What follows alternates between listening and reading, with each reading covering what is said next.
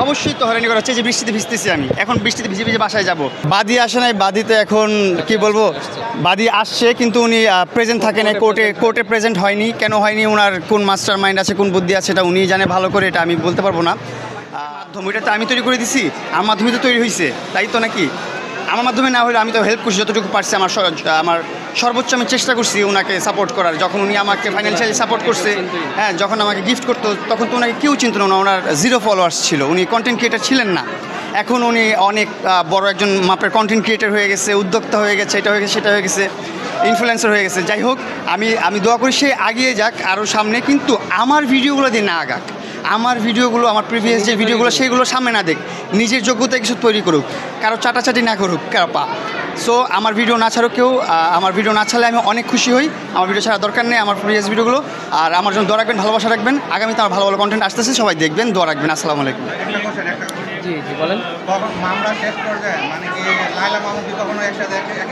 কখনোই দেখতে পাবেন না। আর আমি খুশি হব আপনারা যারা সমাজের মানুষ আছেন বা সাংবাদিকরা আছেন, সবাই যদি আমাকে ওই ভদ্র মানুষটাকে নিয়ে প্রশ্ন না করেন আজকে থেকে বা পরবর্তীতে। হ্যাঁ, তার নামের সাথে আমার নামটা জড়াবেন না। আমি মামুন, আমি প্রিন্স মামুন, আমি নিজেই একজন মানুষ, ঠিক আছে? আমার নিজেরই একটা পরিচয় আছে, সো আমার পরিচয় আমাকে চিনবেন। রাইট, আমার নামের সাথে তার নামটা জড়াবেন না কেউ। তার নামের সাথেও আমার নাম জড়ানোর দরকার নাই। যাকে চিনেন তাকে ব্যক্তি হিসাবে চিনবেন, হ্যাঁ, তার মতো করে চিনেন। আল্লাহ হাফেজ, ভালো থাকবেন। আসসালামু আলাইকুম।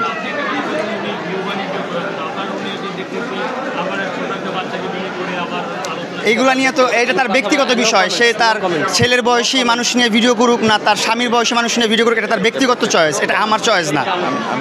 হ্যাঁ, এটা নিয়ে আমি কথা বলছি না। রাইট, এটা নিয়ে নো কমেন্টস। রাইট, ভালো থাকবেন। আল্লাহ হাফেজ, আসসালামু আলাইকুম। মাজেদ ভাইও কিছু বলে না আজকে। মাজেদ ভাই আমার অ্যাডভোকেট, উনি তো কখনো কথা বলে না। আজকে মাজেদ ভাই কিছু শুরু করুক, আগে শুরু করেন ভাই। আজকে আমাদের যে মামলার যে ধার্য তারিখ ছিল, এই ধার্য তারিখে বিগত ধার্য তারিখে ওরা জামিন বাতিলের একটা আবেদন করছিল, এই বিষয়ে শুনানি ছিল। কিন্তু আমাদের আজকে বাদীপক্ষ আজকে অনুপস্থিত ছিল এবং তারা সময়ের আবেদন দিয়েছিল, এবং এই সময়ের আবেদন সহ আগামী ধার্য তারিখ যে আছে, এই ধার্য তারিখে আমাদের শুনানি হবে মামলার বিষয়ে, টোটাল শুনানি হবে। এটি তারপর ভাই কিছু বলবেন, দাঁড়ান।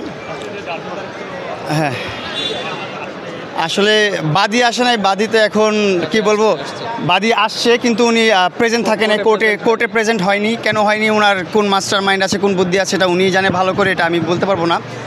আর বড় বিষয় হচ্ছে যে আমি আসামি, আমি 5টা মামলার আসামি, যেহেতু আমার উপস্থিত থাকতে হবে। আর আমি কোর্টকে সম্মান করি, আইনকে সম্মান জানাই, আইনের প্রতি অনেক শ্রদ্ধাশীল। আমি যে কোনো পরিস্থিতিতে, এই যে এখন বৃষ্টি পড়তেছে, আমি উপস্থিত আছি। বৃষ্টি হয়, ঝড় হয়, রোদ হয়, যাই হয়, আমি আসি। আমি ভিজতে এসে হাজিরা দিছি, এমনও সময় গেছে। কিন্তু বাদীর বিষয়টা হচ্ছে, বাদীর মন মর্জি, ও আসলে না আসলে নাই, এটা ওর ব্যক্তিগত চয়েস থাকে। কিন্তু আমার কোনো ব্যক্তিগত চয়েস নাই, আমার বাধ্যতামূলক আমার আসতেই হবে। আমি যদি না আসি, দেখা যাবে পরের দিন আমার ওয়ারেন্ট বের হয়েছে, আমাকে অ্যারেস্ট করতেছে। এই জন্য আমি সবসময় আইনের প্রতি শ্রদ্ধাশীল আর আদালতের প্রতি শ্রদ্ধা জানাই। ইনশাল্লাহ আদালত আমার জন্য ন্যায় বিচারটাই রাখবে, আর ভালো কিছু হবে ইনশাল্লাহ। ভাইয়া কিছু বলেন। ঠিক আছে, মামলাটা নিয়ে কিছু বলেন যে আমার করতে হয়রানি করা হচ্ছে কিনা? অবশ্যই তো হয়রানি করা হচ্ছে, যে বৃষ্টিতে ভিজতেছি আমি, এখন বৃষ্টিতে ভিজে ভিজে বাসায় যাব। আমার তো আর মানে আলাদিনের চেরাক নাই যে আমি উড়ে চলে আসবো। সো এইখানে বসুন্ধরা থেকে পুরান ঢাকা আসতে অনেক সময় লাগে, অনেক কষ্ট হয় সদরঘাট আসতে, এই কোর্টে আসতে। বাদীকে যাওয়ার পর আংশিক যারা হয়েছিল, তারপর আজকে তারা একটা দরখাস্ত দিয়েছিল আসামি জামিন বাতিলের জন্য। এটা আজকে কারণ দর্শানোর জন্য ছিল, আমরা কারণ দর্শিয়েছি, এবং আজকে বাদী উপস্থিত নেই। বাদীকে পূর্ণাঙ্গ জেরা করার জন্য আজকে তারিখ ছিল, কিন্তু বাদী আজকে উপস্থিত হয়নি। বাদী একটা সময়ের আবেদন করেছে। আমাদের এই দরখাস্ত সহ এবং বাদীর যে জামিন বাতিলের আবেদন করেছিল, তা আগামী তারিখে নথিভুক্ত আছে। আগামী তারিখে এটা শুনানি হবে। পরবর্তী তারিখটা বিকেলে পাবো। সবাই আমার জন্য দোয়া রাখবেন, ভালোবাসা রাখবেন। আমি চাই আমাদের দেশবাসী যারা আছেন, যারা আমার অডিয়েন্স আছেন, যারা আমার ভিডিও দেখেন, ভালোবাসেন আমাকে, সবাই আমার জন্য দোয়া করবেন। আর আমার ধারা আপনারা আর কখনও নেগেটিভ কোনো কন্টেন্ট সোশ্যাল মিডিয়াতে দেখবেন না, এটা তো প্রমিস প্রথম থেকেই করছি, এখনও করি, আগামীতেও করব, যে আমার মাধ্যমে।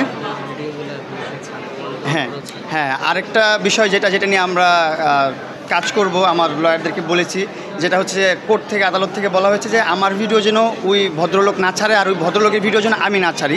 এটাতে আমরা একটা বন্ডে সই করেছিলাম, কিন্তু উনি ওনার কথাগুলো রাখে নাই, উনি বন্ড ব্রেক করেছে। উনি বারবার আমার ভিডিও আপলোড করতেছে, আমার প্রিভিয়াস যে ভিডিওগুলো আছে, পুরনো যে ভিডিওগুলো আছে, সেগুলো নতুন নতুন পেজ আপলোড করতেছে।